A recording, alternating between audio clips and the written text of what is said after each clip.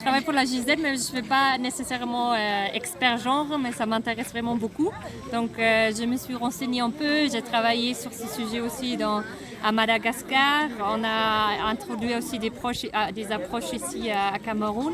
On vient d'avoir un petit échange avec des femmes qui sont impliquées dans l'apiculture. Et je pense que le plus important, c'est toujours de les laisser parler.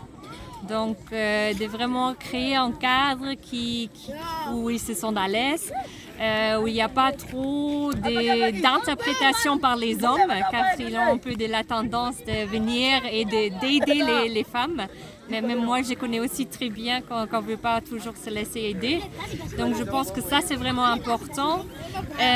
Dans quelques régions, comme ici par exemple, je pense que ça a besoin aussi un peu de sensibilisation des hommes pour les montrer qu'il y a vraiment aussi des atouts que les femmes peuvent apporter à leur famille. Parce qu'à la fin, si deux personnes travaillent et gagnent de l'argent, c'est gagnant-gagnant. Donc, la famille gagne plus. Donc, c'est un peu ça aussi de l'aspect économique qu'il faut montrer pour vraiment soutenir des femmes, avoir des revenus supplémentaires. À la fin, ça aide la famille, ça aide les enfants, ça aide à tout le monde. Donc, je pense que cette compréhension, il faut soutenir aussi un peu dans les échanges avec des femmes et des hommes.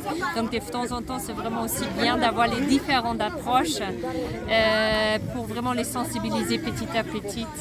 Et c'est un peu ça notre expérience. Et de les donner l'opportunité. Là, à Madagascar, par exemple, nous avons assuré que des femmes ont reçu un petit terrain où eux, en coopérative, pour cultiver quelque chose qui normalement est juste cultivé par des hommes.